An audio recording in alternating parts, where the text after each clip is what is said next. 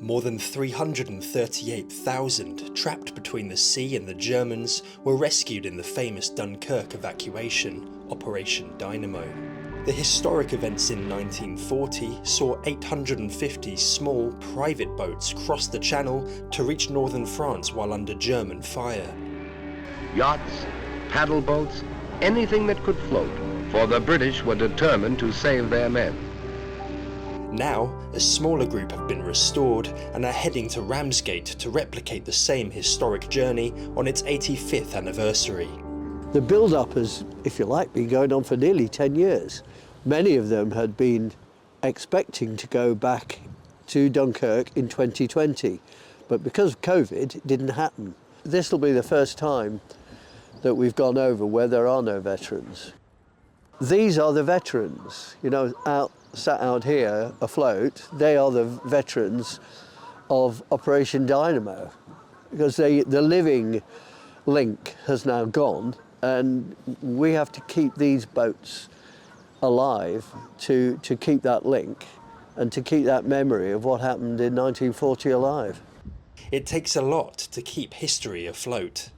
You know, it's not just the structure of the boat, it's the systems on the boat, keeping the engine serviceable, polishing, filters changed, impellers changed, restoring, all that type of work that continually goes on with an old wooden boat. And it's non-stop, really. Some of the restorations that have taken place in the last 20 or so years, they have found original damage from the Dunkirk evacuations 85 years ago. Damage from bullet holes, from shrapnel. It's quite a big responsibility, actually.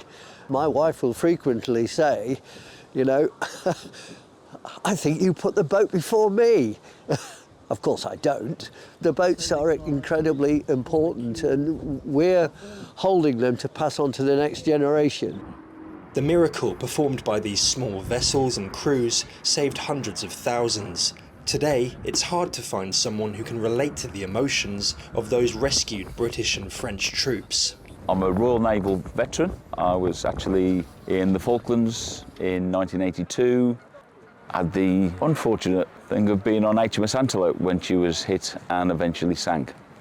I think it's, you know, it's like if you talk to anybody that's been to war, you don't need to talk because you've all had the same sort of experiences, I think. I still remember now the first time I sat on board Lady Lou, and the hairs on the back of my neck stood on end because I just thought, you know, what would the people who were saved from, you know, when they went in to pick up all the troops, their feelings and things and what they went through.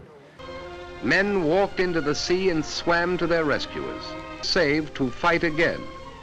You know, a similar sort of thing to when the landing craft from HMS Fearless took us off when we were sinking.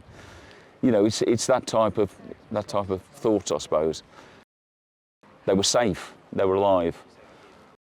Just being alive. It's since 1982, every day's a bonus, and that's what I live by. So, and I'm sure people who came off the beaches of Dunkirk would have felt exactly the same.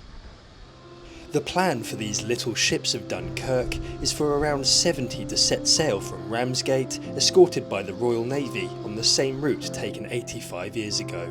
Tom Sables, BFBS Forces News, Teddington. Thanks for watching. For more from BFBS Forces News, like and subscribe to our channel.